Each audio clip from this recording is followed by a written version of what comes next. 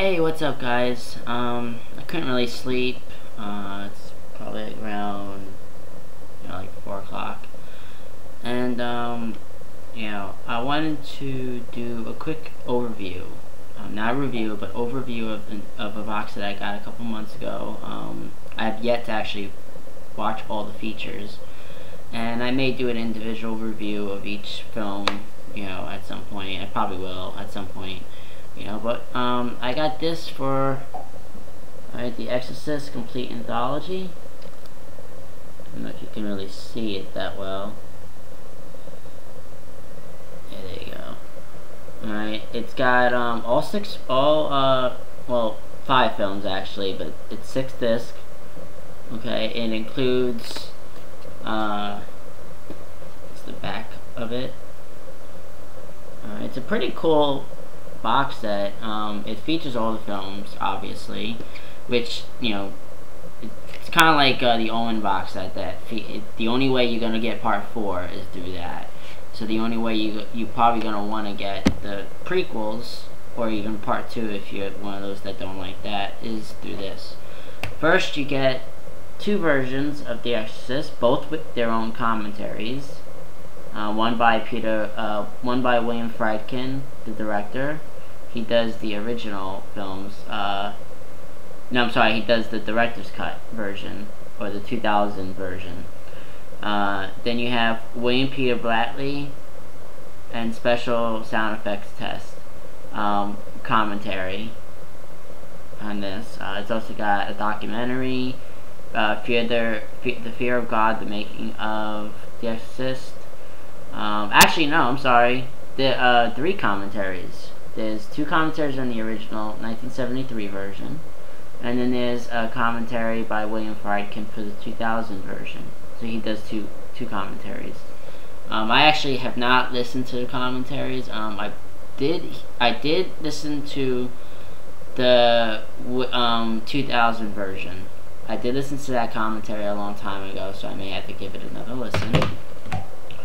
Then you have The Exorcist II, The Heretic, which has an alternate opening sequence, which isn't really that impressive. I wish they would have done a commentary with John Borman and Linda Blair, because, I didn't mind this film too much. I mean, obviously there's a lot to be desired, but I enjoyed the whole mystery theme. Linda Blair, James Earl Jones were great in it. I mean, I'll do a more detailed review, I guess, later on. But I like this film. It's not as bad as everybody makes it out to be. Then this, Exorcist III. This is actually the only one really with no features to it. There is a trailer, which is a shame because this is, in my opinion, the best sequel out of all of them, because it follows the novel Legion, which I believe is actually a novel sequel to the original Exorcist, and this was directed by William Peter Blatty, who, surprisingly, this doesn't have a commentary with him. Although I think he actually did do a fan commentary, I believe, at one point, but Warner Brothers, I guess, just doesn't want do that with him. George C. Scott plays in the film, and of course we get the return of Jason Miller before he passed away, and Brad Dourif, who at this point had just done Child's Play. I don't even think he did Child's Play 2 yet.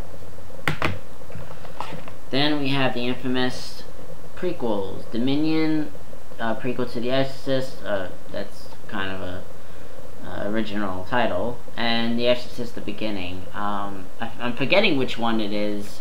The one that actually features exorcism. The female that he winds up falling in love with, and all that. I believe that's actually a better film than the other one. But neither one of them, go with the Exorcist II background for some reason. I'm guessing because Exorcist II was so bad, but there is one version that kind of does a red herring. They try to make you think, okay, that's Pazuzu and blah blah blah. Oh, that's the original. You know, that's both have commentaries by their directors, which is unusual because Paul Schrader was the director that's version was shelved before it was even previewed, really, and or released. And it's surprising to see him do a commentary because I mean, obviously his version was not even shown. So to all those directors who had falling out, hey, look, you can always give your point of view on what happened, and show your side. I haven't listened to the commentaries yet, but I'm pretty sure he probably goes into details with what happened and how he felt about the thing and everything else. I actually think that's the one that I liked. I'm not 100% sure. I have to rewatch it. I watched both of them in one night. Surprisingly, I didn't know if I could do that. But yeah, this I bought for about. I would say I got this for about $12. And it came into a really relatively good condition. I love the box art and everything basically. I actually have it on my on my shelf case. This is pretty much where I keep it.